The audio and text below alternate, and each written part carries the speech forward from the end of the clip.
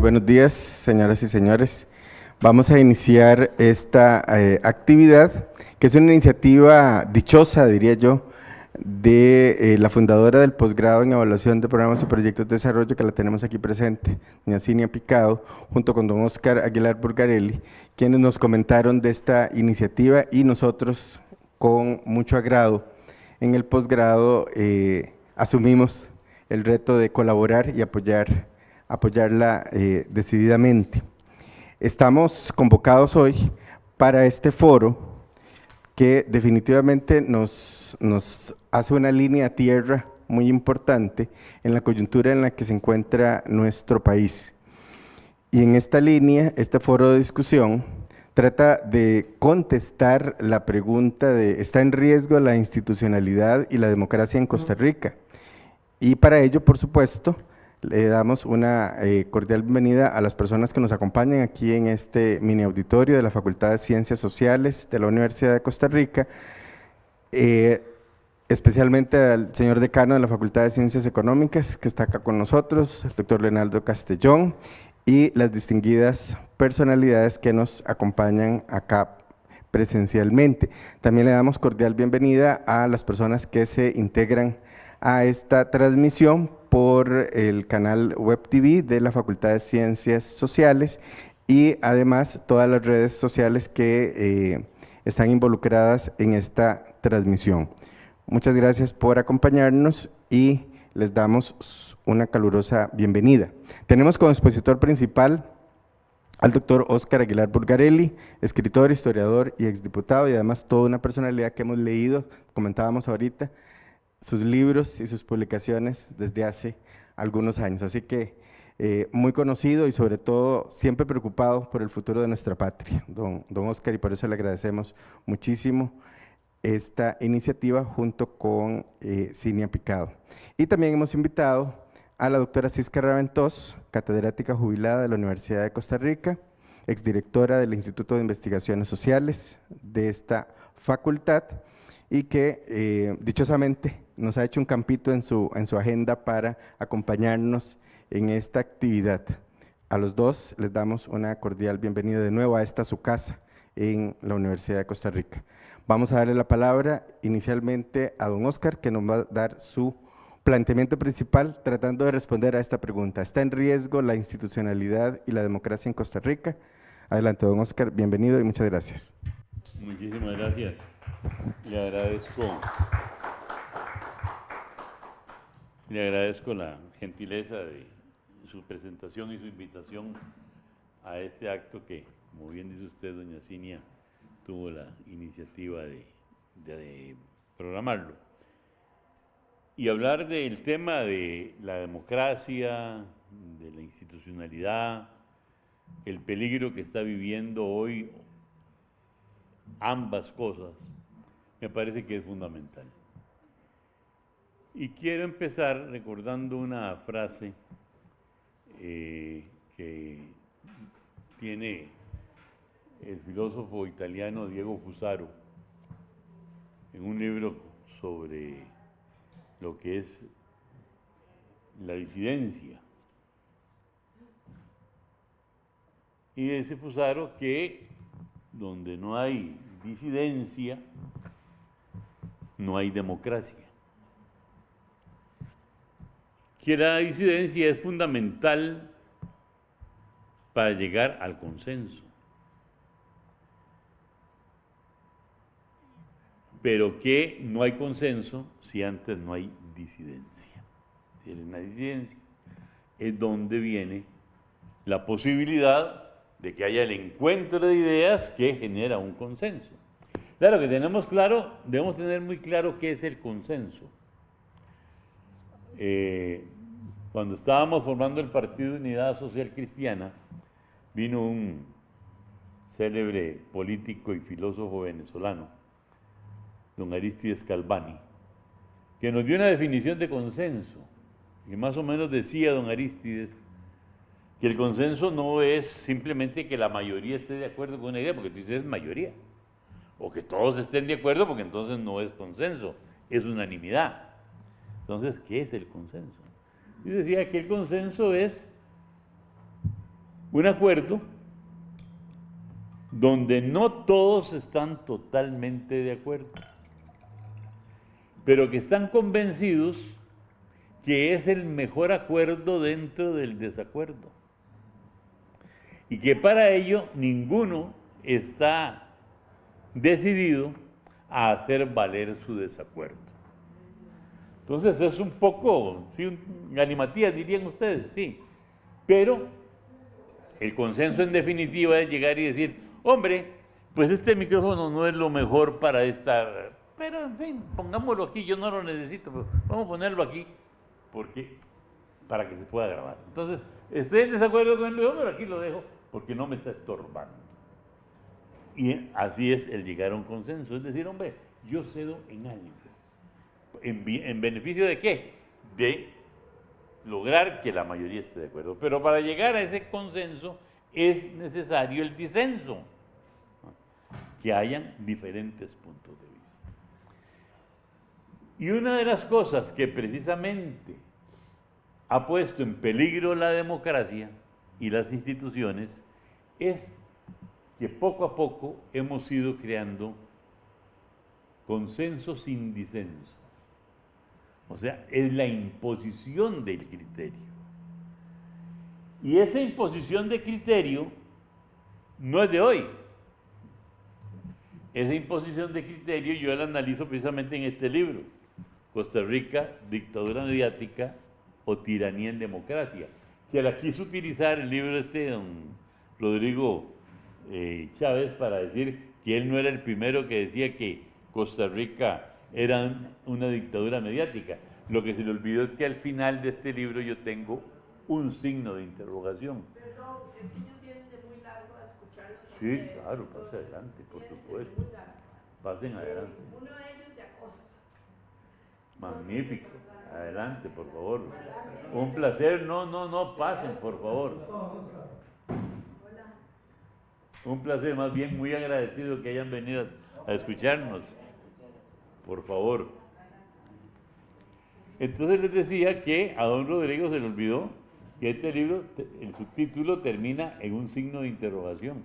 Yo no hago una afirmación, yo hago una pregunta. ¿Por qué? Porque después de analizar en 860 páginas la prensa nacional durante 50 años, este libro me llevó más de 30 el trabajo. Yo me hice precisamente como hipótesis esa pregunta. Y cada vez durante 35 años en que surgían cosas que me servían para darme respuesta negativa o positiva a esa pregunta, lo fui haciendo a lo largo de una línea de tiempo. Perdón, disculpe que lo interrumpa. La pregunta es el título de la... Costa Rica, dictadura mediática o tiranía en democracia. Es una pregunta, ¿no? ¿Y quién? La conclusión la saca el lector, a través de la... Ahora, yo tengo que decirles que una de las mayores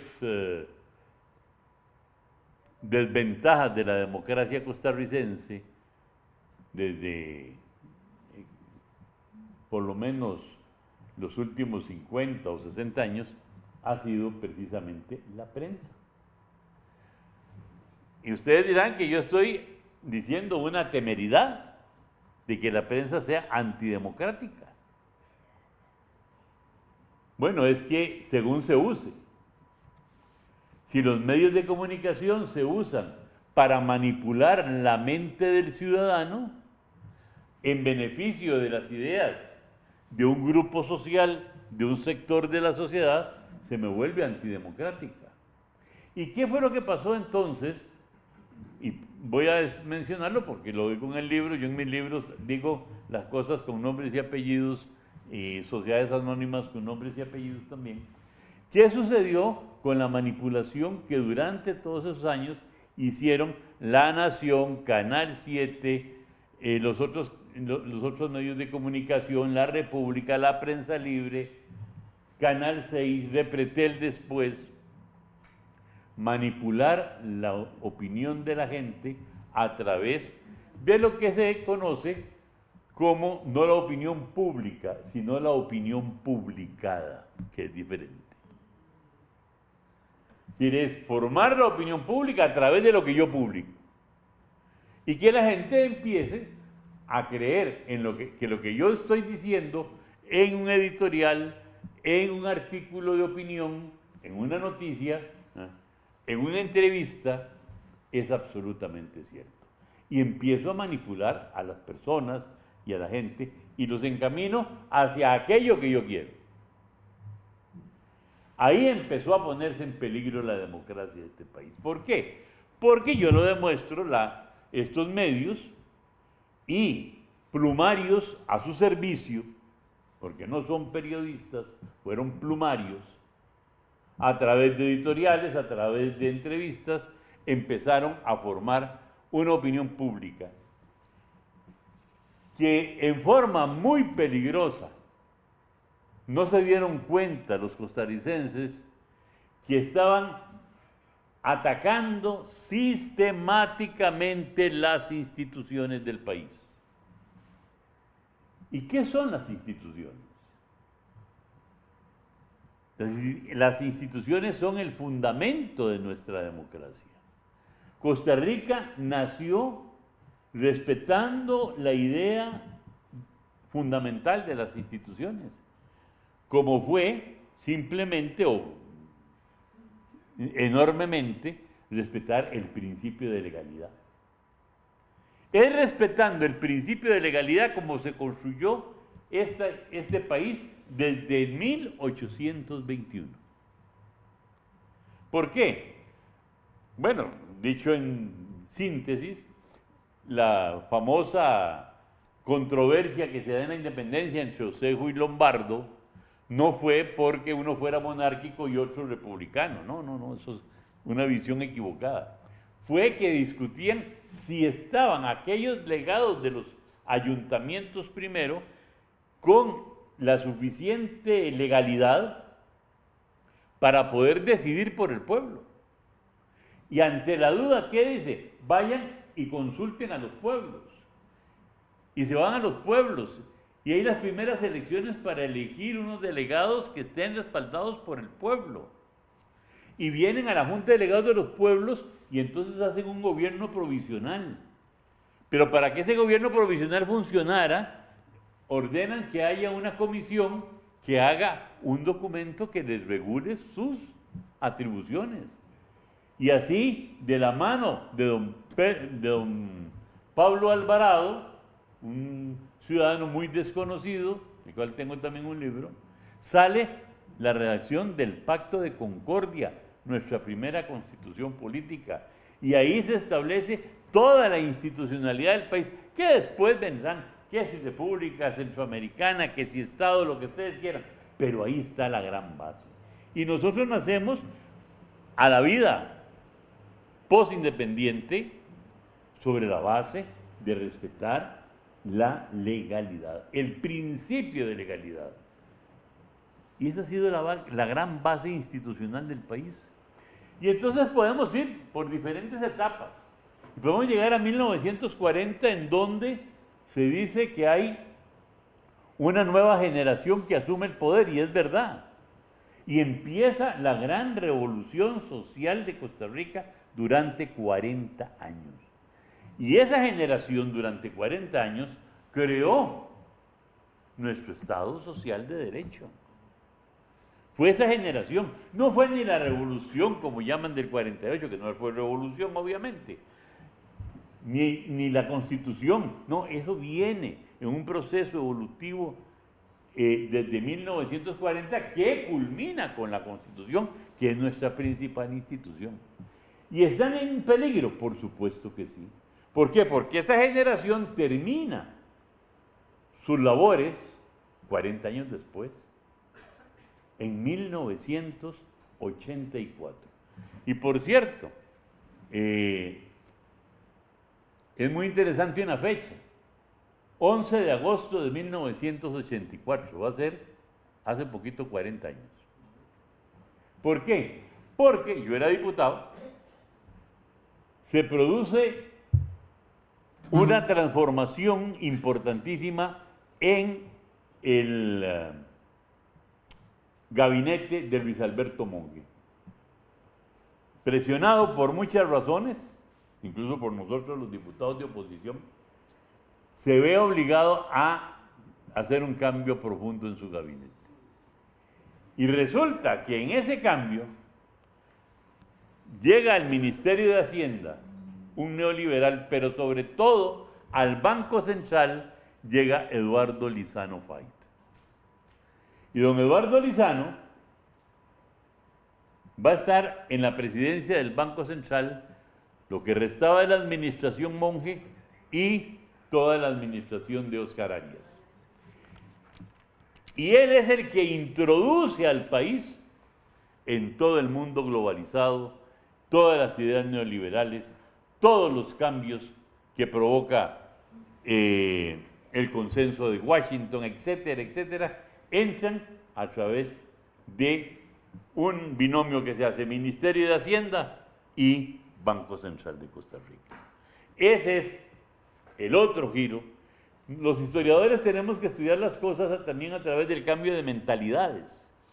Y en ese momento se produce un cambio de mentalidad fundamental en el país. Y es que aquellos gobiernos que tenían la mentalidad de crear un Estado social de derecho, ahora pasaban a ser un Estado y un gobierno que buscaba el beneficio económico de determinados sectores sociales. ¿Por qué? Porque el neoliberalismo, aquí ligo con lo que traía, tenía a nivel internacional, a nivel mundial, como filosofía general para el mundo, un principio muy importante, muy importante, para hacer el cambio de mentalidad que necesitaban, dado el proceso de crisis que venía de atrás desde los años 70. Necesitaban que el mundo cambiara su mentalidad.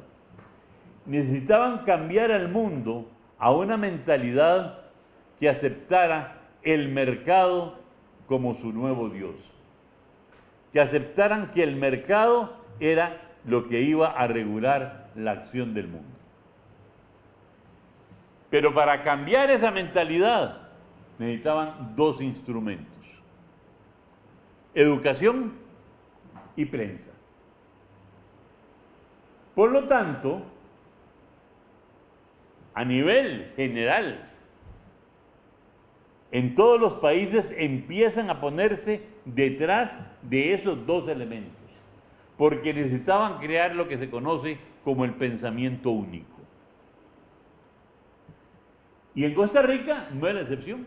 Entonces, por eso, esa prensa, a partir de 1986, ataca todo aquello que no esté de acuerdo con esa mentalidad. Y empieza el ataque a las instituciones. Ustedes lo pueden seguir.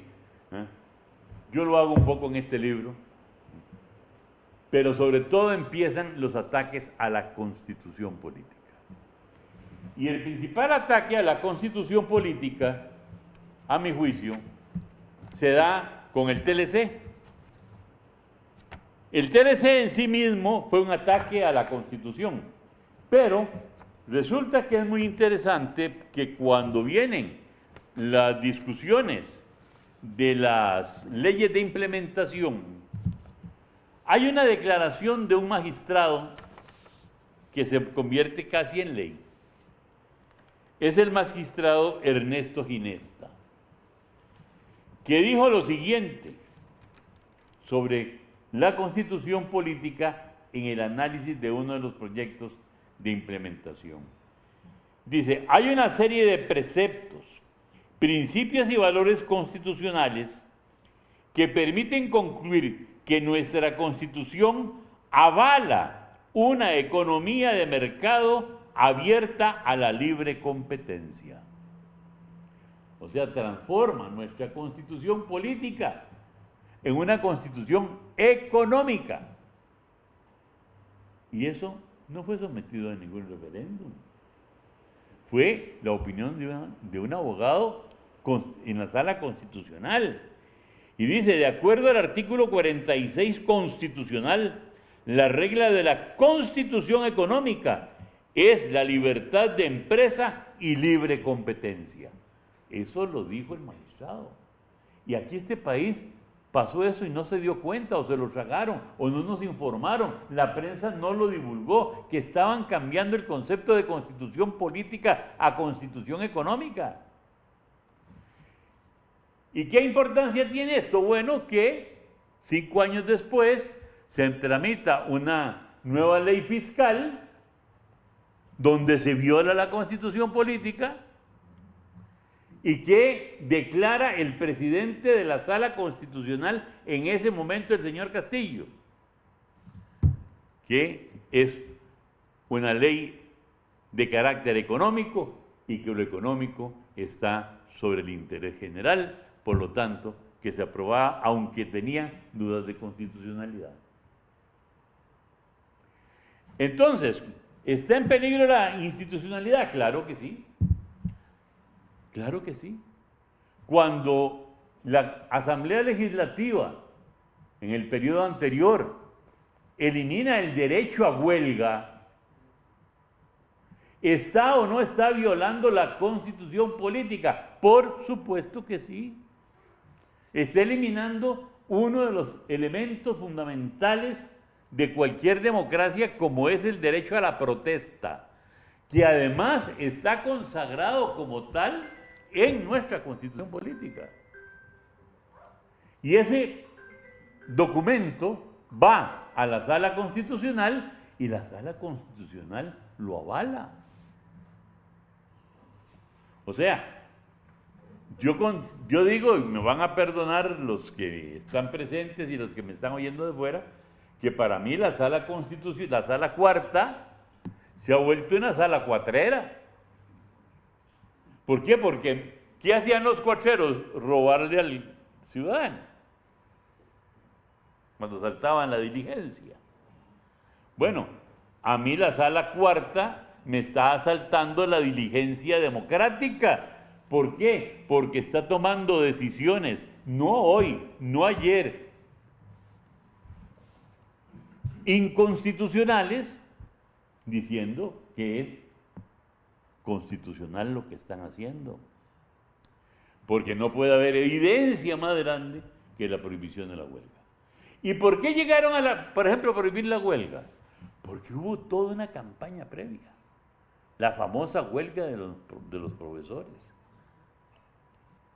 que fue una de las huelgas más tontas, por llamarle la manera más decente, con que pudieron conducir los dirigentes a una huelga. Que yo no sé si fue a propósito o fue por tontera, pero era tan evidente que los estaban manipulando. Aquello de que venga una reunión aquí a la conferencia episcopal y se reunían con un padrecito que no resolvía nada, y que venga la otra y que venga a suspender, y fueron alargando innecesariamente el tiempo de la huelga para hacer mayor el daño, que después justificara ¿qué? Tomar medidas muy serias contra los movimientos sociales. El TLC, la ley contra las huelgas, han matado los movimientos sociales en Costa Rica. Ustedes preguntaban en el artículo, doña Cisca, que hizo usted con el señor Marco Picado, ¿ah? Sobre por qué la gente no participa. Bueno, una de las maneras, de las formas es que el TLC, que fue también un referéndum absolutamente manipulado por la prensa, absolutamente. Recuerdo, por ejemplo, un programa en Canal 7 de 2 horas, donde una señora que ahora hace un programa los domingos, que llama algo de... El Estado de la Nación. No sé cuál nación hablará, si la Nación o la Nación, no sé cuál de los dos hablará ella, pero en fin, esa señora, un señor que todavía está en Canal 7, que se llama don Ignacio Santos, y una señora que vocifera en la Asamblea Legislativa, que se llama Pilar Cisneros. Los tres hicieron un programa para manipular a la gente con respecto a lo que era el contenido del TLC. Y así igual los editoriales de La Nación y todas las combinaciones que hay entre los medios escritos y los medios televisivos para ir manipulando a la gente. Bueno, el TLC fue una elección manipulada, no cabe la menor duda. Pero fue un golpe para las organizaciones sociales. Les quitó el espíritu de lucha, que viene a complementarse cuando se prohíbe por ley que haya huelgas. No es que no hay posibilidad de hacer una huelga, sí, lo que pasa es que es tan ínfimo que prácticamente no existe. ¿Eh? Hay que hacer una huelga acompañados de los ángeles de la guarda, una cosa así. Bueno, todo eso va poniendo en peligro nuestra institucionalidad. Porque institucionalidad fundamental es si está resguardado o no la Constitución política. Y vemos que ha sufrido golpes muy, muy severos. Y lo que no puede ser posible es que siga recibiendo esos golpes.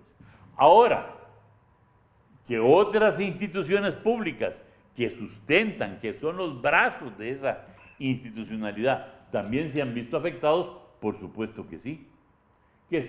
¿Para qué vamos a hablar de la situación de la Caja? ¿Para qué vamos a hablar de cómo el ICE ya lograron privatizar la mitad del ICE con el tema de telecomunicaciones? Y quieren privatizar ahora la otra mitad con el tema de la distribución eléctrica. ¿Para qué vamos a hablar de la educación que en lugar de tratar de llegar al 8%, estamos en el 5.4% del PIB en este momento? Y que cuando le preguntan al señor Don Nogui Acosta que por qué no da el 8%, Don Nogui dice que es que lo que está en la Constitución es una aspiración.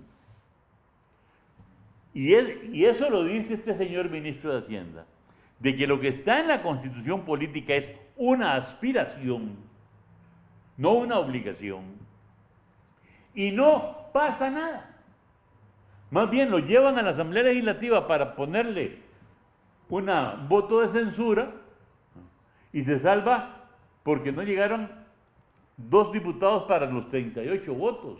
Pero no dicen que 36 los censuraron, que son mayoría. Ahora que por Constitución necesitaba 38 es otra historia. Pero nos dice paladinamente el ministro de Hacienda que la Constitución es una aspiración. Todo lo que está ahí entonces es una aspiración. No solamente lo que diga Don Nogui, porque ya la calificó de ser un plato de aspiraciones. Que entonces no sé si yo diría que nuestra Constitución lo que es un plato de babas. Porque si igual es aspiración llegar al 8%, igual puede ser aspiración tener libertades individuales. ¿Cuál es la diferencia? Que alguien me lo diga. Así de peligroso es. Así de peligroso es. Y, porque no quiero robarle demasiado tiempo a mi compañera de mesa. Yo solo comento. Veamos lo que está sucediendo con los partidos políticos. Yo hice un librito, se llama Coyotes de la misma loma, que lo terminé poniendo a don Rodrigo Chávez en la presidencia. Y aunque al final yo digo un poco lo que puede suceder, y lamentablemente tengo que decir que no es que sea pitonizo ni mucho menos, pero algo me olía. Me parece que nuestra democracia está sufriendo un embate sumamente peligroso. ¿Por qué? Porque los primeros que cayeron en desgracia en este país fueron los partidos políticos. Y un partido político que sirve de vínculo entre el poder y el ciudadano. Y si ese vínculo que amarra la relación entre el ciudadano y el poder político se rompe, se quiebra, se debilita y hasta desaparece, lo que sufre es la democracia. Y entonces ahí las primeras instituciones de carácter político que se ven seriamente afectadas. ¿Y cuándo empezaron a verse afectadas las instituciones partidarias? ¿Y quién las afectó? Dos corrientes. Una interna, sus propios miembros. ¿Sí? Unos miembros que sobre todo en los dos partidos mayoritarios, Liberación Nacional y el Partido Unidad Social Cristiana, porque se llamaban Calderón o porque se llamaban Figueres o porque se llamaban tal o cual, creían que eran los dueños de los partidos y asumieron un liderazgo que eliminaron o detuvieron la formación de otros liderazgos que le dieran permanencia a los partidos. Y luego, cuando esos mismos partidos se corrompen,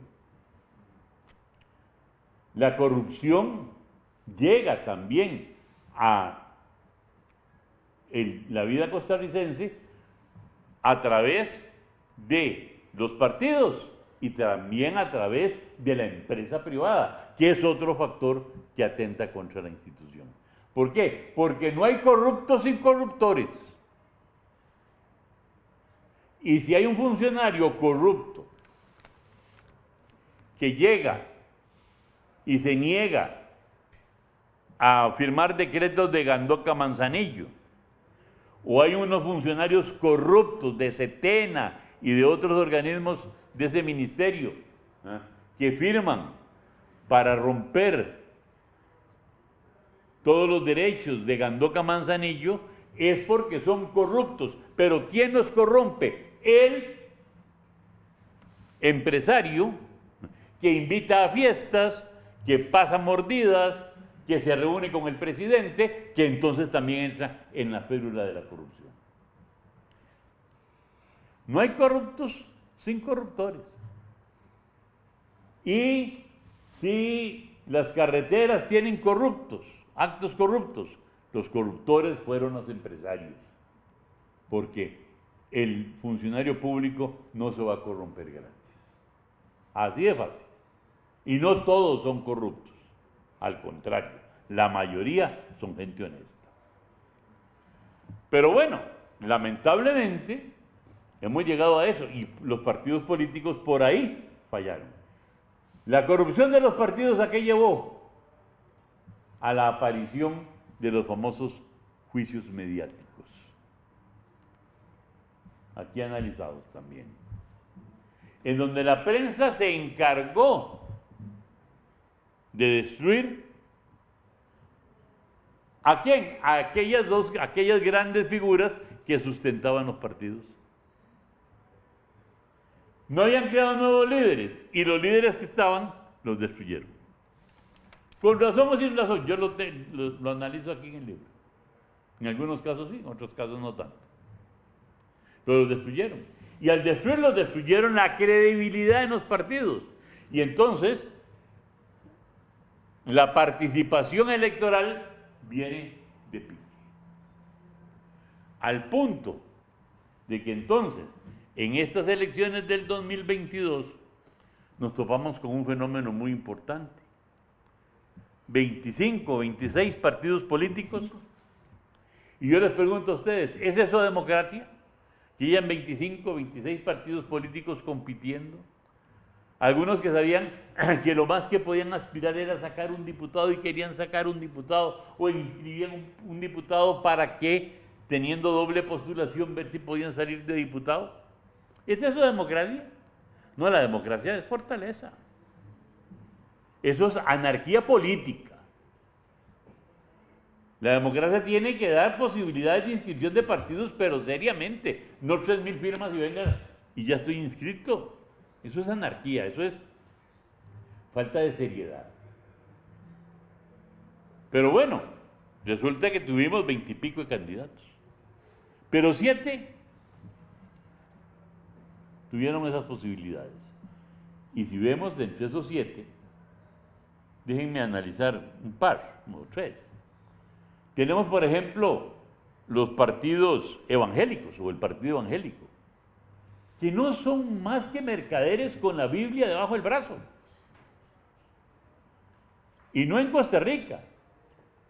Ustedes ven partidos evangélicos en Nicaragua, los ven en Venezuela, los ven en Chile, los ven en Brasil, los ven en Estados Unidos, apoyando presidentes o candidatos, de las más diferentes tonalidades ideológicas. Porque a ellos no les interesa ganar las elecciones, sino el negocio que mantienen. Porque después van a darle el apoyo a quien preside a través de todas las iglesias y pastores que tienen en el país.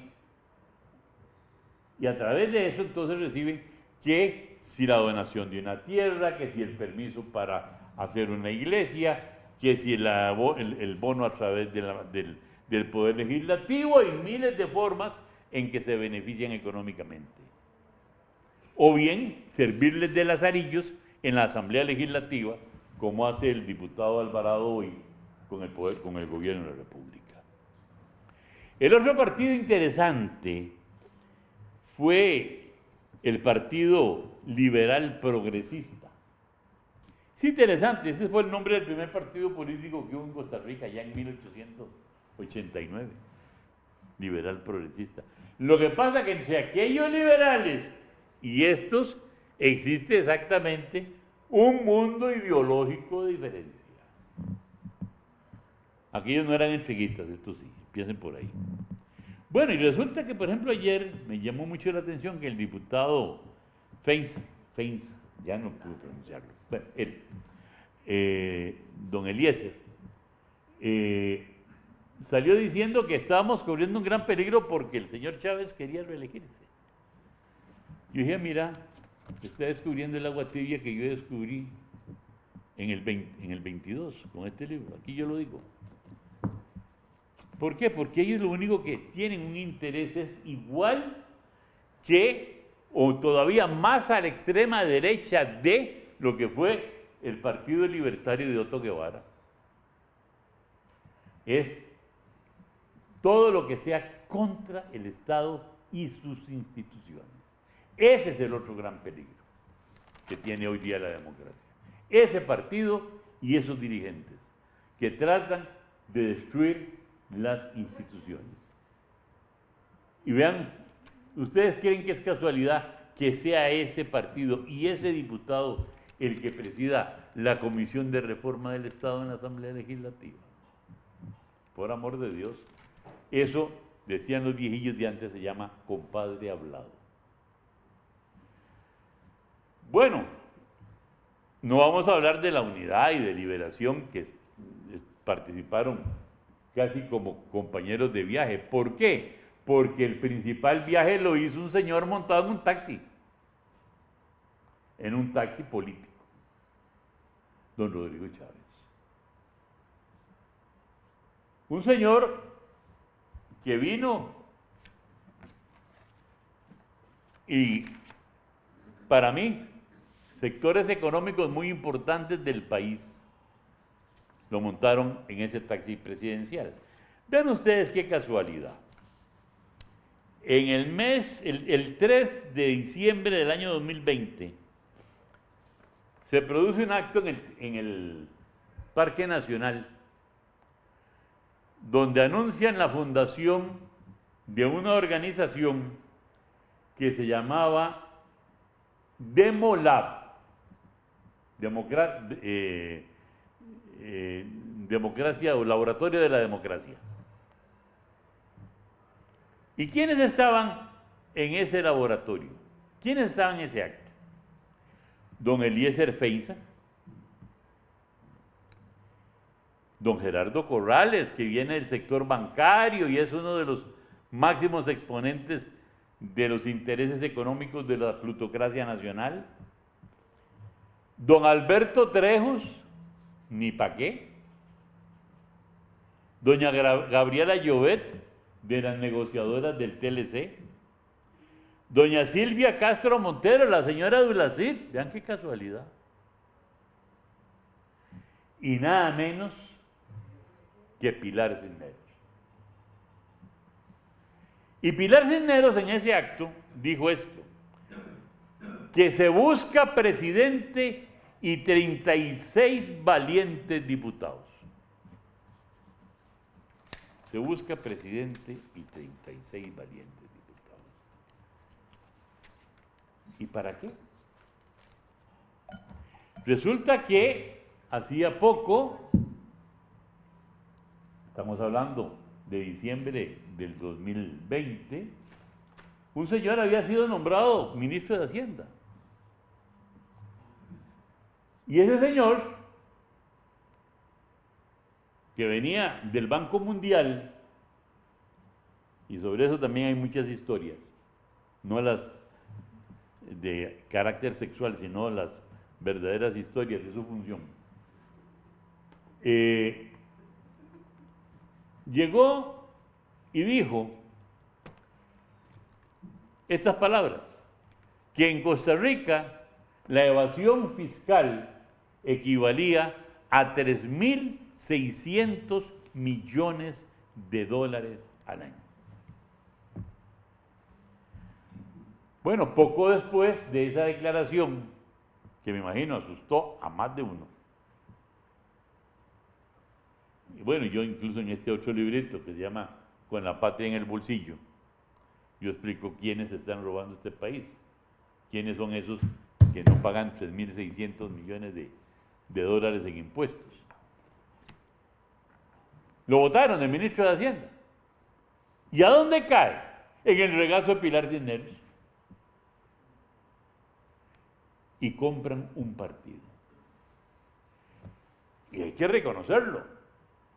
Sin Pilar Cisneros, Rodrigo Chávez no es presidente.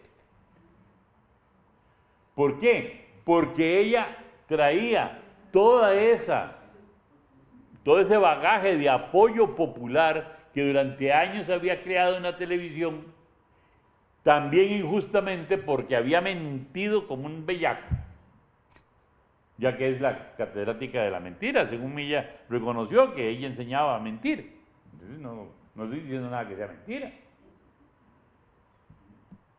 Bueno, en brazos de ella llega a la presidencia. Pero aparte de Pilar Cisneros, ¿con qué otro argumento? El odio. Y ese es el más grave. ¿Por qué? Porque entendió este grupo, que para mí es el grupo que está detrás de todo esto, este grupo económico, que para que ese taxi llegara triunfante a Zapote, necesitaban montarlo en una plataforma muy efectiva. ¿Y qué era el sentimiento nacional hacia atrás?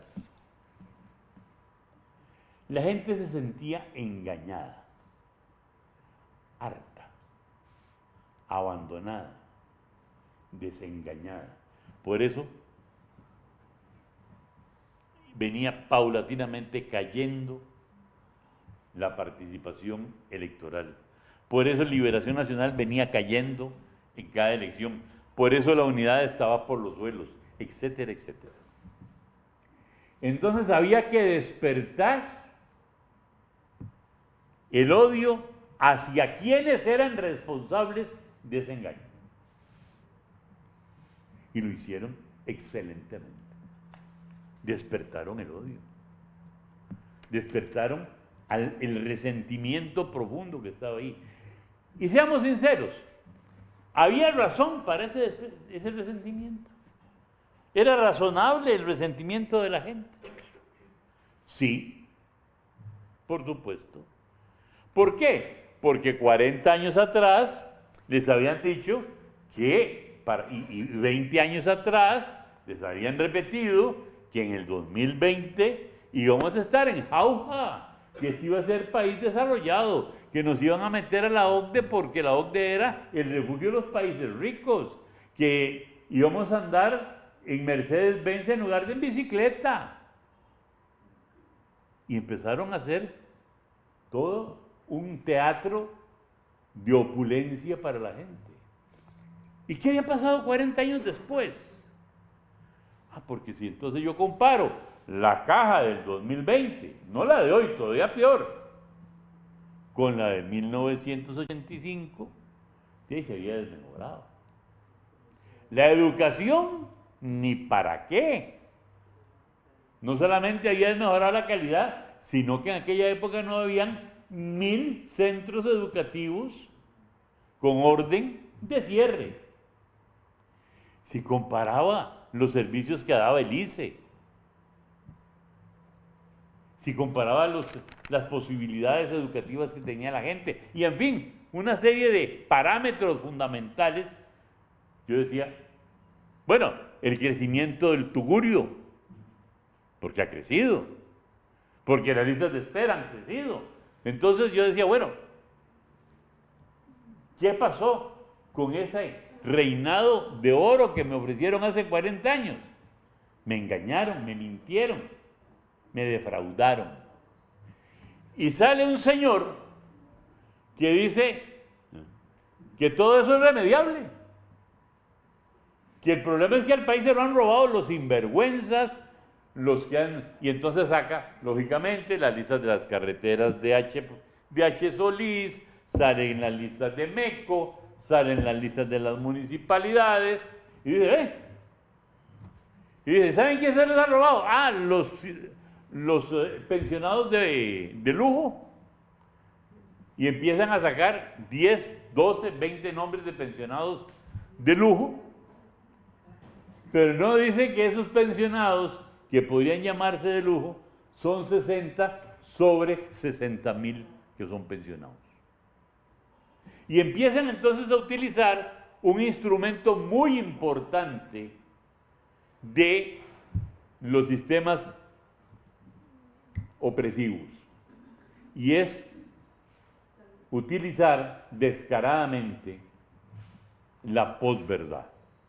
O sea, decir algo que es falso aparentando ser verdad. Cosa que hizo la prensa canalla, como él mismo la llamó, durante 40 años. Es que el problema fue que Canal 7, el problema fue que La Nación, el problema fue que Repetel, el problema fue que La República y todos, esa prensa canalla, también usaron la posverdad. ¿Por qué? Porque dijeron mentiras haciéndole creer a la gente que era verdad. Y ahora les devolvían la medalla. Pero con un instrumento que no se ha utilizado tan eficientemente antes. Empezó a usarlo un poquito don Luis Guillermo Solís, un poco más el señor Carlos Alvarado, pero exitosamente lo usó en campaña don Rodrigo y lo sigue usando ahora como presidente, que fueron los troles. Todo el sistema de información y de comunicación a través de los sistemas de Internet, las plataformas de Internet, la creación de las granjas de troles, y todo eso hace que haya una comunicación muy directa. Antes el partido político necesitaba de una estructura para llegarle a la gente. Ahora el político necesita 10 troles que estén en Internet y le llegan a la gente. Todo eso, queridos amigos, pone en serio peligro la democracia. ¿Por qué? Porque sí hay la posibilidad de que en Costa Rica se instale una autocracia muy fuerte, que perdamos la democracia. Vean ustedes, antier salió una encuesta de una empresa encuestadora muy cuestionable, desde tiempo, pero es muy interesante porque cuando pregunta sobre temas de gobierno, se contradice. Cuando preguntan que qué opina la gente sobre el gobierno, da un porcentaje bajo, pero cuando pregunta que qué opinan de don Rodrigo, da un porcentaje alto. Pero a su vez, díganme qué hace en una encuesta nacional las preguntas sobre Bukele. ¿Qué le parece Bukele? ¿Creen ustedes que el país necesita un Bukele? ¿Ustedes creen que es bueno gobernar con autoridad como lo hace Bukele? Bueno, que vayan a querer meterle ese cuento a otro. Pero eso es una campaña o una pre-campaña de decir, señores, vean, don Rodrigo hace esto y este señor hace lo otro. Necesitamos que... Y da la casualidad que el señor Bukele tiene anunciada una visita a este país dentro de un mes. En fin, si uno empieza a salirse del interés de ver nada más, no sé, yo digo que este país lo tienen cegados dos balones, los balones de fútbol y los balones de silicona. Si nos salimos de esos dos balones y vemos lo que es Costa Rica y empezamos a ver este ambiente, tenemos que alarmarnos de lo que está pasando. ¿Por qué? Porque a su vez, nunca en la vida hemos tenido un presidente que tenga 60 acusaciones en la fiscalía. 60. El récord anterior creo que lo tenía la señora Chichilla con 4 o 5. Tiene 60. Y yo les pregunto, ¿cuál es la labor positiva, que ha hecho este gobierno? ¿En qué? En cambio, la labor destructiva es de decenas. Pero ahora todos andan buscando el taxi del 2026. Y don Rodrigo Chávez, yo tengo que terminar mencionándolo, ha sido muy claro. Y el señor Feinsack lo dijo, y yo lo digo en este libro, precisamente cuando hablo del punto final, punto final, Chávez, su equipo y más, lo digo, tengan cuidado de que este señor no lo que quiera es ganar en el 2026 una asamblea legislativa mayoritaria que le permita hacer una convocatoria a una constituyente, darnos una constitución que le permita no volver en el 36, sino en el 32 y establecer un régimen autoritario en el país. Eso lo dije yo en este libro en mayo del 2022. Estamos en agosto del 2026. ¿Quién está confirmando lo que yo advertí en este libro? Don Rodrigo Chávez. Ningún otro. No necesito ir a buscar ninguna otra información. Lo está diciendo él, incluso en la última conferencia de prensa, incluso el 1 de mayo, incluso en Guanacaste. Claro que la democracia está en peligro. Claro que las instituciones están en peligro.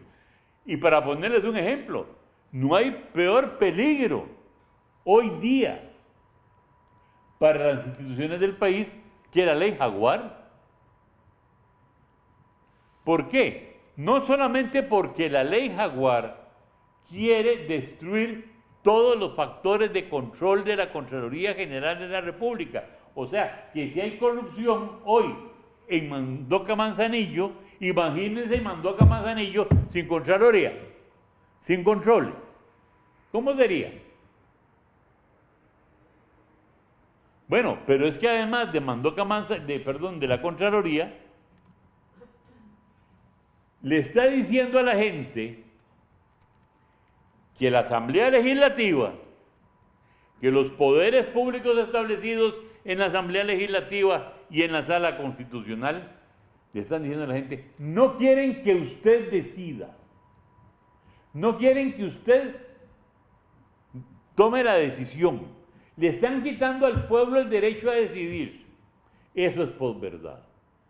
¿Por qué? Porque es cierto que están diciendo no se puede hacer el referéndum. Eso es verdad. Pero ¿es culpa de la Sala Cuarta? ¿Es culpa de la Asamblea Legislativa? No. ¿Del Tribunal Supremo de Elecciones? Tampoco. ¿De quién es? del gobierno. ¿Por qué? Porque el que hizo malos los proyectos, el que hizo los proyectos defectuosos, el que redactó los proyectos ilegales con marcos de inconstitucionalidad fue el presidente y sus asesores. ¿Quién? Don Otto Guevara, condenado 2 veces en los tribunales de justicia, y si no ha pagado la condena es porque se ha valido de matráfulas legales para seguir todavía peleando, pero tiene 2 condenatorias. ¿Quién? Don Fabián Bolio. ¿Quién? El señor Villalobos, que acaba de perder un juicio y que metieron a su cliente 35 años a la cárcel. Bueno, ¿de quién es la culpa? Y entonces, a sabiendas, porque son abogados, que están haciendo un proyecto inconstitucional, ¿para qué lo presentan? ¿Para qué le dicen a la gente que le están quitando el derecho a votar? ¿Por qué no le dicen a la gente la verdad? Mire, sí, no vamos a poder hacer el referéndum porque hicimos el proyecto mal, porque lo hicimos inconstitucional y no podemos poner a la gente a votar algo que es ilegal, algo que es inconstitucional, algo que va contra las instituciones. Eso no lo dicen. Y la gente cree que sí, ¿qué importa? ¿Qué importa que sea ilegal? Yo quiero votar. Y por eso, y muchas otras razones, que si no aquí me dan las 4 de la tarde, estamos en un serio peligro, muy serio peligro. Bien, muchas gracias, don Oscar, por su presentación. Vamos a pasar a la segunda parte de esta actividad, que consiste en el rol que le hemos asignado y gustosamente lo ha aceptado Cisca Raventós, de comentar, hacer una serie de comentarios en relación con esta respuesta que don Oscar nos da a la pregunta que nos convoca en este foro. ¿Está en riesgo la institucionalidad y la democracia en Costa Rica? Entonces le cedo la palabra a la doctora Cisca Raventós. Bueno, muchas gracias por la invitación. Me va a costar un poco ordenar ideas tan… Yo muy desordenado. Un poco.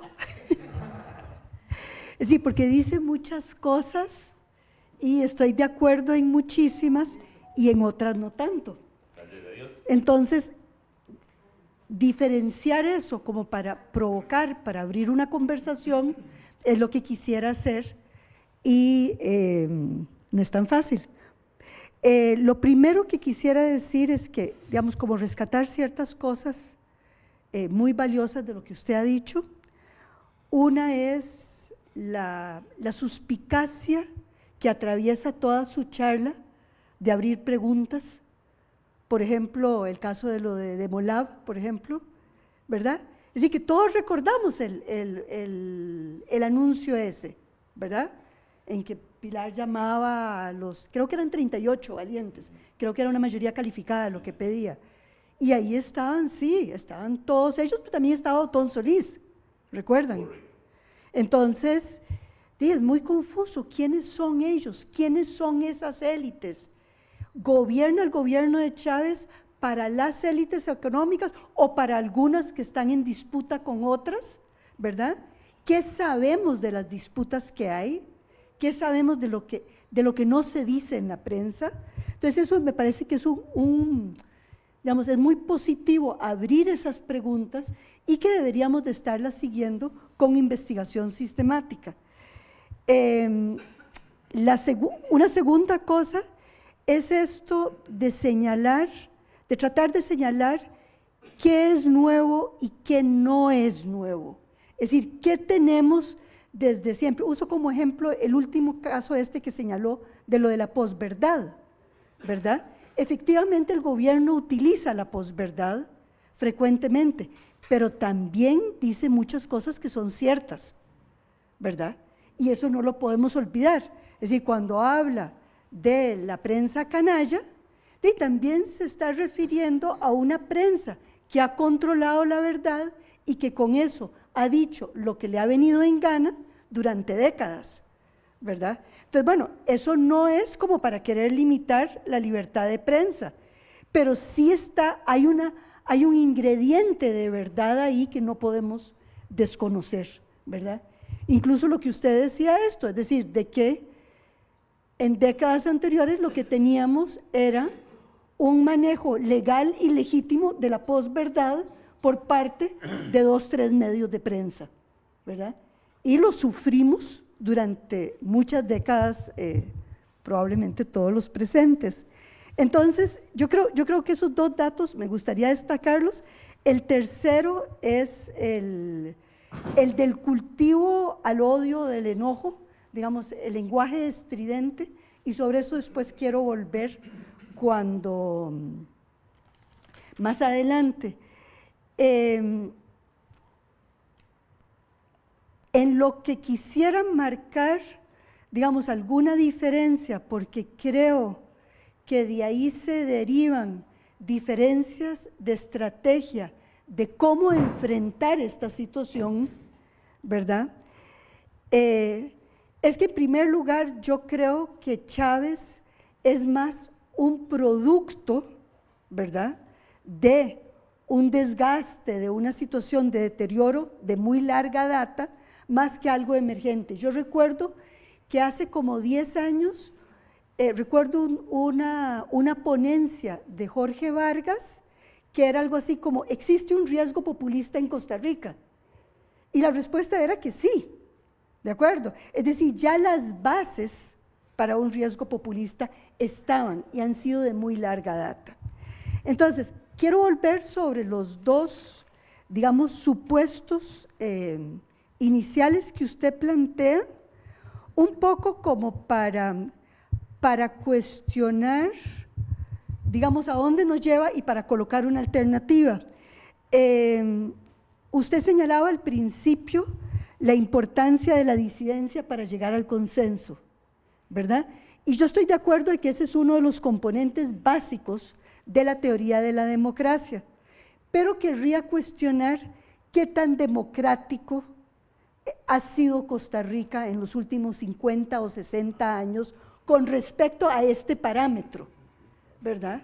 Porque pensemos, por ejemplo, que las décadas, digamos, de gloria liberacionista, 48-78, tuvieron rasgos autoritarios y de aplastar el disenso muy, muy fuertes, incluso algunas legales, ¿verdad? En las instituciones podían participar los sindicatos democráticos, léase los liberacionistas, los otros sindicatos estaban excluidos, ¿de acuerdo? Entonces, pensar en la era liberacionista como una era intensamente democrática, a mí se me hace problemática, porque habían actores que se sacaban y había poca disidencia y debate. Tal vez la fuente que yo más identifico, digamos, que generaba una cierta dinámica de debate social, era la oposición entre gobierno y, siguiendo a José Luis Vega Carballo, la nación, ¿verdad? Es decir, la nación era la herramienta de crítica que tenían las élites que no se sentían representadas por Liberación Nacional para criticarla, ¿verdad? Recuerden las personas, las columnas de Enrique Benavides o los editoriales.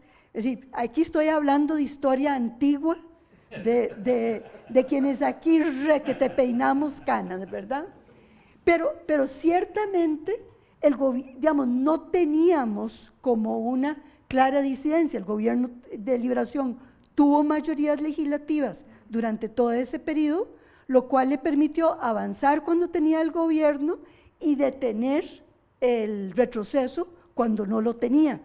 Entonces, era más una dinámica institucional que realmente un debate político dentro de las instituciones, ¿de acuerdo? Entonces, esa sería como una cosa que quisiera cuestionar, es decir, que yo creo que no somos tan democráticos, tan deliberativos como creemos. A nosotros en encuestas nos salen desde hace décadas la intolerancia y rasgos autoritarios, ¿verdad?, en la población, ¿de acuerdo? Es decir, la intolerancia es algo que no veo que como sociedad necesariamente haya aumentado, pero creo que tampoco ha disminuido mucho, salvo tal vez en determinados sectores. Entonces, lo primero que quisiera cuestionar es eso, es decir, que si… Perfecto. La segunda, pero es que quiero llegar a otra cosa, la segunda es que el principio de legalidad sea la base de este país, de la construcción de este país. Yo creo que las leyes han sido importantes, creo que tenemos muchos abogados, pero digamos, por ejemplo, si pienso en el ejemplo de los sindicatos, el ejemplo de que la huelga del 18 abrió la ruptura de los derechos sindicales. Gente, ¿cuándo hemos tenido derechos sindicales después del 48? ¿Verdad? Y más aún después del 82, de la reventada de los sindicatos bananeros, que era el último sector sindical que quedaba en el sector privado. Este es un país que se ha desarrollado desde en la segunda mitad del siglo XX y principios del siglo XXI, fundamentalmente con sindicatos en el sector privado, en el sector público, perdón, y sin libertad sindical en el sector privado. Y aquí tenemos a Marielos, digamos que es probablemente la persona que más ha investigado, digamos, este desarrollo sindical, y claramente después de 82, 84, ya no queda ningún sector de sindicatos en el sector privado importante. Y buena parte de la desigualdad de condiciones sociales que tenemos entre trabajadores del sector público y privado, que hoy es aprovechado para hablar de privilegios, es precisamente por eso, porque tuvimos libertad sindical en el sector público y no la tuvimos en el sector privado. Si en el sector privado las personas no tenían y no tienen actualmente cómo defenderse por los abusos laborales. En cambio, en el sector público sí lo tuvimos y conseguimos negociación colectiva y conseguimos salarios y conseguimos condiciones, etcétera, ¿de acuerdo? Entonces, en ese sentido yo no… Es decir, ciertamente la reforma del 18-19 es muy grave y afecta muy seriamente a los sindicatos del sector público, ¿verdad? Pero lo uso como un ejemplo para cuestionar un poco esta idea de que seamos un país de leyes. Y ahí quiero meter una cuña porque hubo una sola frase que la que discrepo, pero así fuertemente. Es decir, que la huelga del 18 se perdió por torpeza de los dirigentes sindicales. La huelga del 18 se perdió por la falta de voluntad del gobierno de ese momento de negociar. No se sentó. Cuando en la historia reciente de Costa Rica ha habido un gobierno que no se sienta en ningún momento a negociar con trabajadores en huelga. Siempre en algún momento hay una negociación. El gobierno de Carlos Alvarado se sentó y no negoció, como dice ciertamente don Oscar, mandaba gente de tercera, gente que sin ninguna capacidad de negociación para patear la bola para adelante, porque desde antes de quedar electa tenía su coalición de sectores empresariales a favor de esa reforma fiscal regresiva que se pasó en el 18.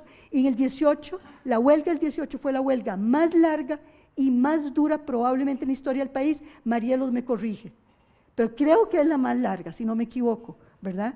Y con muchísimos sectores en huelga. Claro, en parte porque había pasado la reforma procesal laboral, entonces tenía un cierto, es decir, pudo avanzar en parte gracias a eso, ese es un factor, ¿verdad? Pero yo creo que lo determinante fue que el gobierno nunca se sentó a negociar y que eso ya estaba listo desde antes de llegar al gobierno Carlos Alvarado. Y probablemente el error de los dirigentes estuvo en confundir que dos gobiernos del PAC, en el cual habían tenido puertas abiertas de casa presidencial, en el de Luis Guillermo Solís, se estaba entrando a un segundo gobierno del PAC, en que de pronto topan con pared. Entonces, yo creo que el error pudo haber sido eso, pensar que solo porque los dos gobiernos se llamaban de una cosa que se autodenominaba Partido Acción Ciudadana, pudieran tener alguna continuidad, ¿verdad? Por lo menos en la relación con los sectores sindicales, que claramente no la hubo, ¿verdad? Entonces, bueno, eso lo planteo como hipótesis, digamos, y de mi diferencia, digamos, tal vez no diferencia siquiera, porque usted mismo dice que ¿cómo se llama?, que ellos no se daban cuenta que no estaban negociando con ellos, que estaban negociando con tercerillos, con lo que fuera. Yo lo que diría es que yo no colocaría la responsabilidad en ellos únicamente, ¿verdad? Y no principalmente tampoco, es decir, tuvimos un viraje en un partido que no hizo un viraje ideológico, sino que hizo un viraje, digamos, político, de coalición de gobierno, y los sindicatos no se dieron cuenta en ese momento, ¿verdad?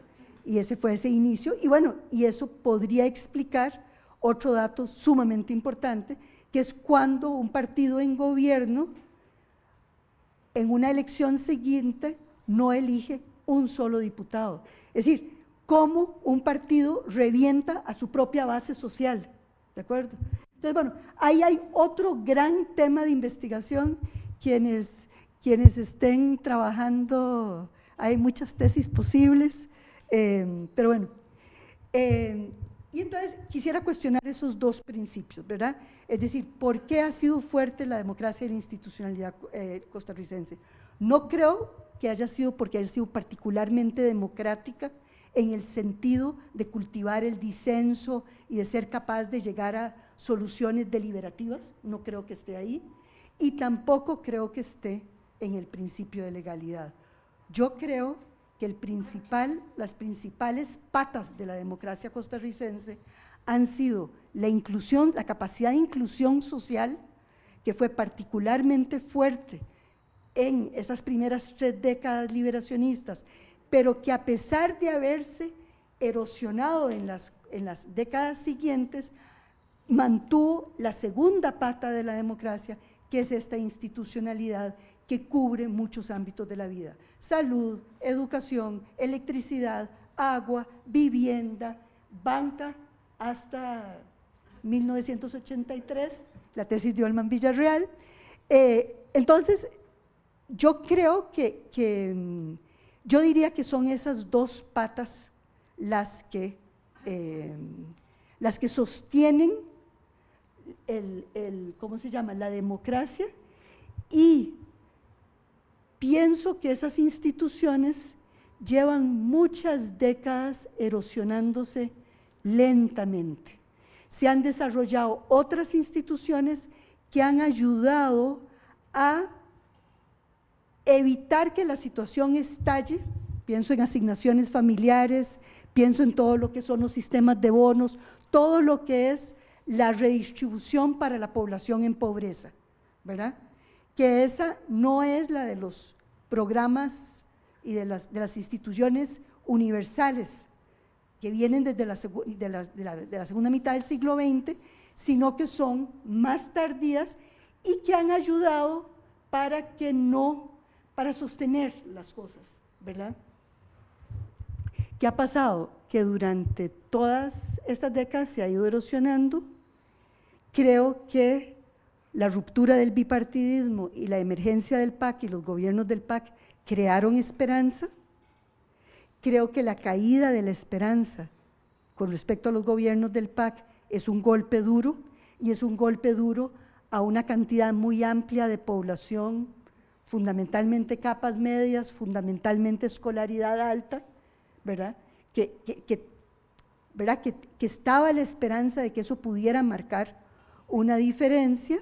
Y después vino la pandemia, que la pandemia dejó muy mal parada a muchísima gente, ¿verdad? Sí, muchísima gente durante la pandemia, para sobrevivir, vendió las cositas que tenía, es decir, se sostuvo a como pudo, y de regreso de la pandemia entramos con condiciones laborales más negativas de las que teníamos antes. Es decir, se trabaja más por menos ingresos, poblaciones que ya están precarizadas por los 2-3 años de pandemia. Entonces, yo creo que ahí es donde viene, digamos, donde ese caldo de cultivo que se decía hace 10 años ya, de erosión de las instituciones, de debilitamiento de los mecanismos de inclusión social, que viene desde hace mucho rato, ¿verdad? Yo creo que ahí crea las condiciones para que emerja la bomba de Rodrigo Chávez.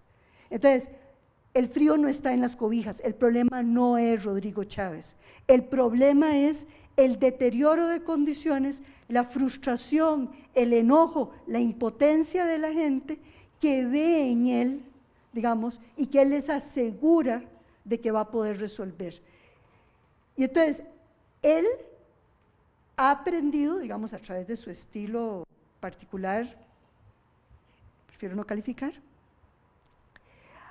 cultiva ese enojo. Usted le llamó odio, yo le llamaría enojo, pero no importa, es decir, cultiva y coloca lo que hace todo líder populista, coloca la frontera del nosotros, ¿verdad?, el pueblo, y aquellos los privilegiados, que pueden ser desde los pensionados de lujo, pueden ser los empleados públicos, puede ser cualquiera de esas cosas. Y esa prensa que vivió en el reino de la posverdad en las décadas anteriores había sentado las bases, usted lo dijo, ¿verdad? Es decir, con la institucionalidad, digamos, criticando permanentemente la institucionalidad pública. Entonces, es un reto muy difícil. Entonces, bueno, mi diferencia con usted es que yo colocaría en el centro la capacidad de inclusión y la fuerza de las instituciones públicas. Esa para mí serían los grandes pilares, ¿verdad? Y entonces, ¿qué es lo que hace este señor? Cultiva el enojo de quienes están siendo excluidos y genera los mecanismos para excluirlos más, para poder seguirse enojando. Es decir, reventó de primero los mecanismos redistributivos para los más pobres, ¿verdad? Ataca la caja, aumenta las listas de espera. Entonces, esa institucionalidad, que es lo poco que ha sostenido durante estas últimas décadas una cierta estabilidad, ¿verdad?, cada vez más débil, la debilita aún más, cultivando aún más el enojo, ¿verdad? Entonces, como vía es extraordinariamente peligrosa, ¿verdad? Para la democracia, bueno, para las instituciones ni qué decir, y para una estrategia a futuro. Es decir, ¿qué hacemos con eso?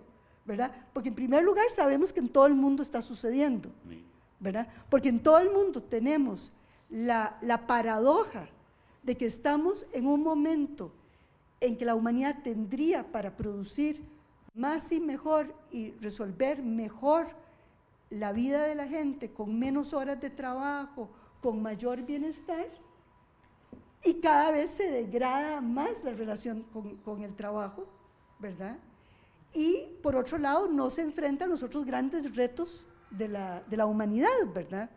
Es decir, el cambio climático, el deterioro ambiental, la pobreza, el problema de los cuidados, ¿verdad? Es decir, nada de eso se está enfrentando, y en todo el mundo están surgiendo estos individuos. Es decir, Chávez no tiene nada de original, lo que hizo es caer en un clima propicio, ¿verdad? Entonces, mi preocupación es que tenemos que hacer frentes comunes para tratar de adversarlo y para no dejar el vacío en el cual puede seguir elaborando ese enojo, ¿de acuerdo? Pero no resolvemos nada si no resolvemos la base, si no fortalecemos las instituciones, si no hablamos de necesidades de distribución en serio de la riqueza, ¿verdad? De pactos fiscales que realmente hagan que sea viable el Estado, ¿de acuerdo? Si en este momento lo que somos es como una especie de pagador de deuda externa, de Estado que mantiene su publicidad con los eurobonos, ¿verdad? Pero eso no lleva a ninguna parte. ¿Cómo podemos imaginar una alternativa que nos permita recuperar la fortaleza institucional, recuperar los mecanismos de inclusión, atender los grandes problemas? Digamos, pongo los cuidados como ejemplo. Y lo digo pensando en todas las cabecitas blancas y grises que estamos acá, ¿verdad? ¿Qué estamos haciendo para la atención de las personas mayores? ¿Verdad? La mayor parte de nosotros, los presentes acá, por ser la universidad, probablemente tengamos una pensión. Y esa cantidad enorme de personas mayores que no tienen pensión, ¿qué estamos haciendo? ¿Qué vamos a hacer dentro de 2, 3 años? Dejarlos que se mueran en la calle, dejarlos en los hospitales donde no los recoge nadie, que ya está pasando. Y lo pongo nada más como ejemplo, ¿verdad? Entonces yo creo que tenemos un reto de construcción muy, muy grande en nuestra cancha. Hay cosas obvias, no copiarlo en el estilo delirante, tratar de generar estilos de discusión alternativos. Hay cosas que son muy obvias, ¿verdad? Pero la otra parte, la de recuperar la capacidad de una sociedad inclusiva y de instituciones fuertes, capaces de bajar los riesgos de vida de la gente, esa es palabras mayores, ¿verdad? Y yo creo que ahí está el punto. Yo creo que las izquierdas en América Latina, a las que les está yendo bien, es porque enfrentan ese tipo de cosas. No de forma suficiente, pero sí lo están enfrentando. Muchas gracias y disculpen por haber hablado tanto. Nada más un segundo para dos observaciones. Primero, yo quiero decirle que yo estoy de acuerdo con usted en el tema de los sindicatos. Yo creo que, sin embargo, en el 2018, el tema era que estaba todo cuajado para eliminar y aprovechar la circunstancia para eliminar lo que quedaba de sindicato. Sí, yo estoy de acuerdo en que tal vez hacia el pasado no hubo esa apertura, obviamente hacia el sindicalismo, sobre todo privado, pero que había que liquidar la otra parte y lo liquidaron ahí. Ahora, las instituciones, por supuesto que estaban ya en peligro. Vea usted, voy a leer y voy a pedir que me disculpen, pero voy a leer textualmente lo que, por ejemplo, dijo el presidente de la República, don Carlos Alvarado, el 3 de octubre del 2018. Dice, terminó una frase diciendo: me cago en el proyecto Cruzitas y en el discursito de defensa de la institucionalidad. Eso lo dijo el presidente. Entonces, ¿qué podemos esperar de un presidente que tiene esa frase contra la institucionalidad? Ahora, todo estaba cuajado. Por supuesto que lo de la herencia populista es cierto. Don Ricardo Benavides es un populista que, siendo diputado, fue el que promovió toda la ley antisindical, por ejemplo, y antihuelgas.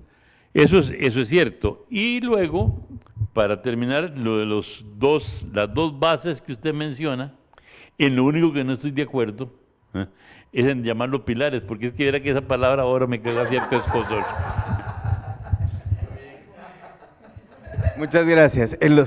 Gracias. Exacto. En los minutos que nos quedan, vamos a abrir un espacio de comentarios y preguntas del público que nos acompaña acá. Cinia Picado. Bueno, gracias. Yo invito a todos los que puedan participar, entonces voy a ser muy breve. Pensando en Vega Carballo, Cisca, es que yo creo que hay una cosa que se llama principio de legalidad, que nos rige a todos los costarricenses, porque acuérdense que el campesino más plantado dice, es que eso es lo legal, ¿verdad? Como Vega Carballo decía que todos somos igualiticos, que esa es la creencia que hemos tenido y que ya no vivimos, ¿verdad? Porque ya el campesino o el que anda, el que anda en las calles ya no te ve igual. No es lo mismo, ¿verdad? Está cambiando esa sustancia y esa teoría que había creado Vega Carballo, de que todos, que era muy, muy, muy real en ese momento. Ahora, ¿por qué lo relaciono? Porque los sindicatos siempre han sido como la Cenicienta. No podríamos homologar o poner en el mismo nivel lo del principio de legalidad con lo de los sindicatos. Esa es mi creencia. ¿Por qué? Porque una cosa es, como han querido siempre menospreciar o hacer a un lado a los sindicatos, y otra cosa es esta cuestión del principio de legalidad, que nos ha regido a todos los costarricenses, que ha hecho que pero ¿cómo no? Me tienen que defender si yo estoy con la ley. Y que inclusive se hace válido de nuevo ahora que condenaron a 35 años al asesino de María Taxan Ulate. Ese es el principio de legalidad.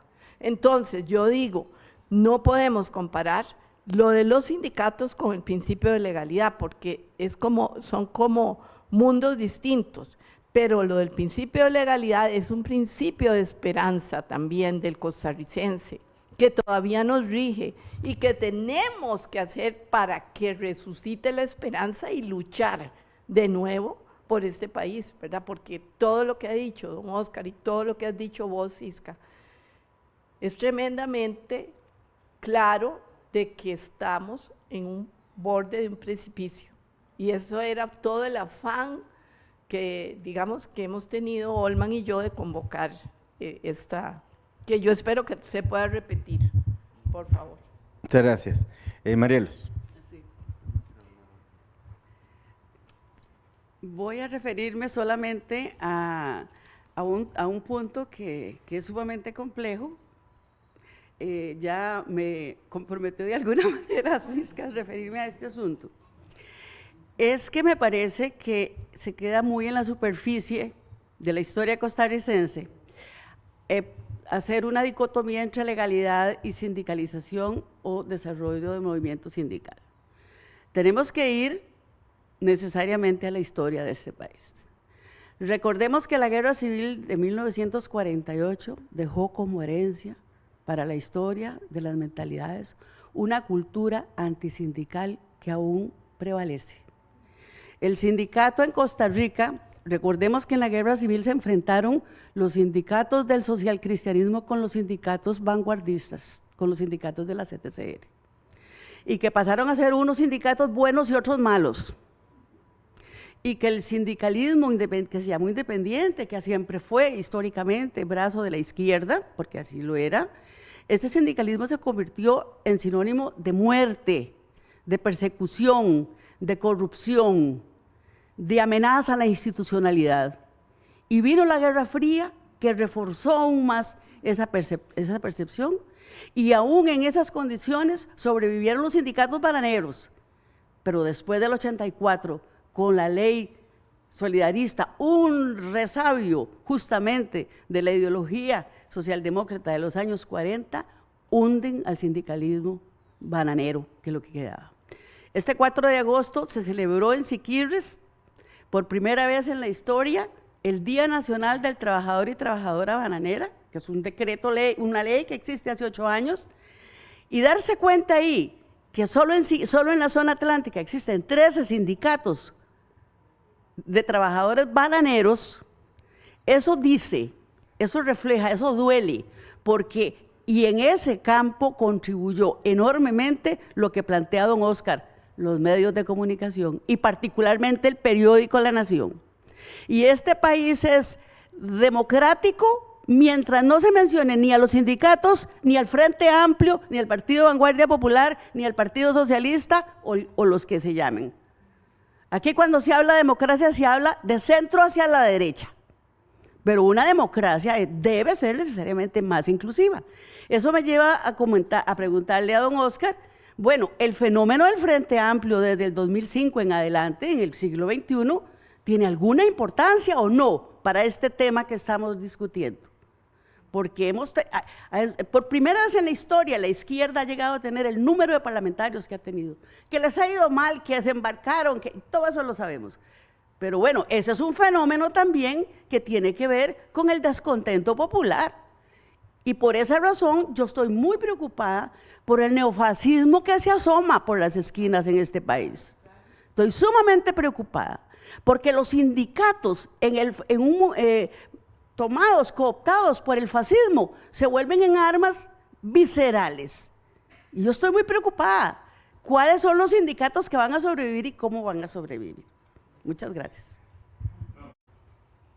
Bueno, me voy atrás un momento, porque yo creo que el Partido Comunista en Costa Rica ha tenido importancia siempre, desde 1940. También es cierto que del 40 al 44 hay acciones que le aducen al Partido Comunista que no son ciertas. No participó tanto en la reforma social. Pero no se le voy a negar que fue muy importante en su defensa en 1948. Luego viene el periodo de aislamiento, cuando se prescribe hasta el año 71, en donde ahí obviamente sufrió el Partido Comunista y sufrieron los sindicatos comunistas, porque igual se prescribieron de hecho los sindicatos. Resurgir de eso les ha costado muchísimo al sindicalismo y sobre todo al sindicalismo en el sector privado. Ahora, llegamos a este nuevo embrión del Frente Amplio, que viene de recoger un poco toda esa herencia del siglo XX. Y yo le diría que el Frente Amplio es muy importante, pero es más importante hoy que hace 10 años. ¿Por qué? Porque hace 10 años yo siento, y lo digo subjetivamente, es lo que me parece. Me parece que todavía hace 10 años recogió mucho de ese resabio que venía del siglo XIX. Siglo XX. 20, perdón. Pero hoy día, con el ejemplo que ha dado la fracción parlamentaria de hoy, de ese partido, a mí como ciudadano, que no soy del Frente Amplio, que soy simplemente un ciudadano que está en la acera viendo pasar las comparsas, me parece que hay una renovación ideológica y renovación de personas y de liderazgos en ese partido. Que si logran mantenerlo y no caer en un error de que porque fulanita o fulanito de tal ya fueron diputados hace 8 o 10 años, ahora tiene que volver, pero que representan ese pasado, que ya no le está diciendo nada a nuevas generaciones, tal vez una o dos figuras, pero siguen en la línea de una renovación ideológica y de renovación de liderazgos, pueden ser un partido de mucho futuro en Costa Rica. Ahora, vamos al tema del neofascismo. Lo hay y por todo lado. No solamente en el movimiento de gobierno. Tengan cuidado de que no encontremos neofascismos en los evangélicos, no encontremos neofascismos en ciertos liberales e incluso en ciertos liderazgos que pueden estar brotando en partidos tradicionales como la Unidad. Cuando yo veo la Unidad liderada por un neoliberal que viene del Cato, yo tengo miedo que me agarren a catos. Solo una cosita chiquita, ¿por qué usé lo de los sindicatos? Era para contrastar con el derecho constitucional de que todo el mundo tiene derecho a organizarse. Estoy de acuerdo con lo que plantea Marielo, de que ya vienen marcados desde la guerra del 48, pero el principio de legalidad sería que todo el mundo tuviera derecho, porque es un principio constitucional que es defendible como cualquier otro y no existe. Pero sí es cierto que la capa cultural, como vos señalaron, es mucho más fuerte. ¿Me explico? Listo. Don Leonardo. Gracias. Quiero felicitar y agradecer la organización de este maravilloso conversatorio, por supuesto que a doña Cisca, a don Oscar por ilustrarnos, y que la ventaja es que esta conversación no solo va a quedar entre los que estamos acá, sino que queda en las redes para que la gente lo repase. Pues bueno, como profesor universitario, pues debo decir y resaltar que hemos hecho hoy aquí universidad.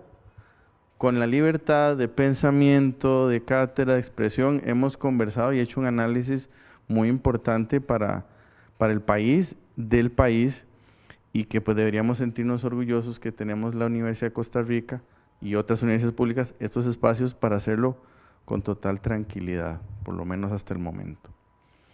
Y también tengo que hacer el comentario de que, bueno, dado que esto es organizado por el posgrado de evaluación de programas y proyectos, pues que este tipo de conversación permite también que haya mayor profundidad cuando se hace análisis del contexto de las evaluaciones, ¿cierto, doña Cini? Entonces, todas estas conversaciones son fundamentales. Ya fuera el protocolo académico, ¿verdad?, que me correspondía hacer, aquí algo que no escuché y no tenía por qué serlo así, pero que sí sería interesante después profundizar, es cómo logramos que las personas tengamos voz. ¿Ya? Aquí, y perdón si soy incorrecto, las personas que estamos aquí somos personas privilegiadas y tenemos voz y la usamos, pero no todas las personas que sufren los embates de todo lo que se habla aquí tienen voz. Y eso me parece que es, dependiendo de qué autor o autora utilicemos, es el derecho humano básico y fundamental, que es tener voz, es decir, que el otro, reconocer al otro, a la otra, como ese interlocutor para tomar decisiones y poder resolver el tema. Se han dicho muchos ejemplos, pero yo creo que aquí es fundamental el trabajo en formación, en educación, evidentemente, y aquí, digamos, de lo que mencionó don Oscar, el tema de que la constitución política es una aspiración, eso hay que lucharlo intensamente, ¿verdad? Es decir, la participación ciudadana en la toma de decisiones es algo que tenemos que luchar, porque aquí se está barriendo. Y evidentemente, cuando se dice, vean, le están quitando el derecho a ustedes a votar, qué barbaridad, no, nos han quitado la voz, nos han quitado la posibilidad de pensar, nos han quitado la posibilidad de disentir. Muchas gracias. ¿Algún otro comentario para cerrar?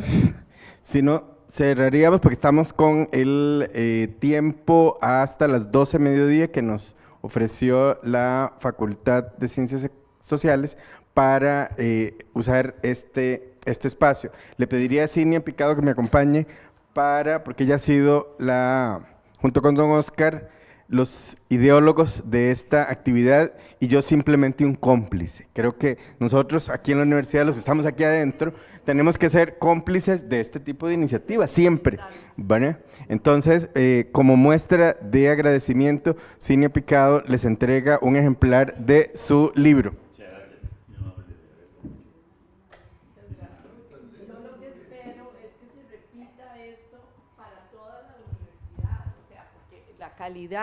La calidad de los participantes y lo que usted ha dicho, don Gonzalo, es absolutamente necesario. O sea, ¿qué hacemos para que toda la población costarricense pueda tener voz? Porque ahora está absolutamente silenciada, ¿verdad? Entonces, que nos vayamos de aquí hoy con esa conciencia de que somos nosotros y parece que es nuestra generación la que tiene que tirarse a la calle, ¿verdad? Aunque estemos viejitos, tenemos que hacerlo. Sí, tenemos que hacerlo porque nosotros tenemos que darle voz a los que no tienen voz, ¿verdad, Marielos? Bueno, muchísimas gracias. Olma. Muchas gracias. Sí, invitarlos para las actividades que tenemos. Un aplauso por acompañarnos a Cisca Raventós y al doctor Oscar Aguilar Bulgarelli. Buenas tardes.